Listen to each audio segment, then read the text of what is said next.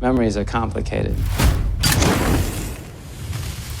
We remember what we want to remember. And we forget what we need to forget. But how do you expect me to tell you how all that really happened? Because every single bit of it was true. It was the greatest time of our lives. We were launching Casablanca Records. The artists worked with us, not for us. They were family. Kiss. The Isley Brothers. Donna Summer. Bill Withers. Parliament. Gladys Knight. Thank you so much for talking to me, Jay. I got a chance to watch the film last night, actually.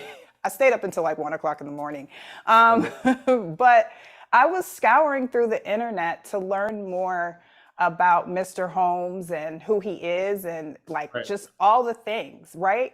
And I had a really hard time. So I was really wondering, what did you do to learn more about him to prepare for this role? Well, I definitely had Tim Bogart right there telling me stories that he remembered from just growing up and the craziness of that time. So he told me that because there's not a lot, like you're saying, there's not a lot of visual or audio from Cecil Holmes. There's not a lot you can pull up. So No. he told me that this man was his father's right-hand man.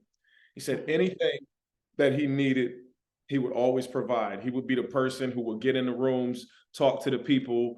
If there was any feathers that were ruffled, he would go and smooth everything out. He was kind of that person. Well, he was that person. So from that aspect, that's how I played the character. I said, okay, let me think about the closest people to me in any situation. How would I have that person's back in any situation? So when we're doing the scenes, I'm in the scenes with Jeremy. I'm like, all right, so I've got to make sure, okay, I would keep trying to get to him in this scene because I would try to protect him. Or I would say this for him in this scene because I'm trying to protect him. I'm always trying to protect and trying to help push the idea of Buddha Records and Casablanca Records. And I believe I did it. I do too. I believe it.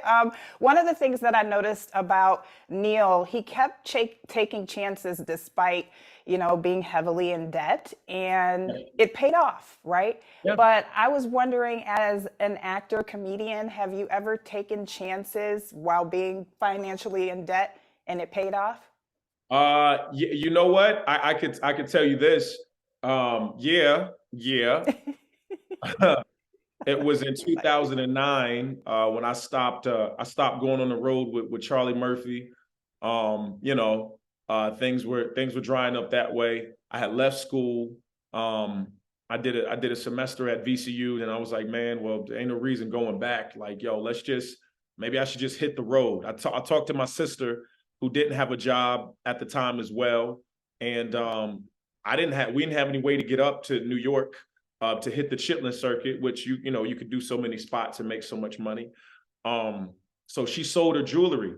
So we could get up there. So we had gas money to pay the tolls and all of that. So when we got to New Jersey, in New York, stayed at my uncle's house and ended up stacking a whole bunch of money by playing the Chitlin circuit. And we would keep doing that. We did that 2009 going into 2010.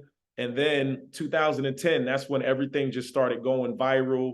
Things started hitting the way they were supposed to hit. I had an offer from Fox to be on a sketch show. I had an offer from NBC for a holding deal. I had a holding deal with NBC.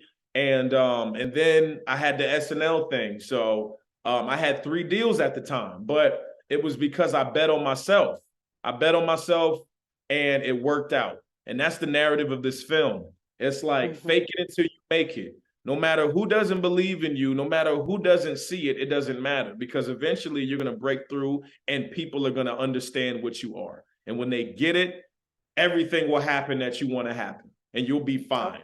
But you have to stay. You're going to make me cry, Jay. I'm like literally getting goosebumps and I'm about to tear up because, yes. Oh. Yeah. All of that. But that's what's so beautiful about this story is because it's that come up story. It's that don't give up on your dream, because if you give up at 12:57, you could have made it through at 12:58. you know? Yes, And that, absolutely. yeah, that's what Casablanca Records and Buddha Records was. And it worked out to this beautiful story. So It is a beautiful story, and thank you so much. I really appreciate you sharing yours. I wish we had a little bit more time, but I thank you for your time today, and hey, I will I make got sure more everybody. movies. I got more movies coming out, so we'll talk again. Okay, I hope so. All right, thank you, Jay.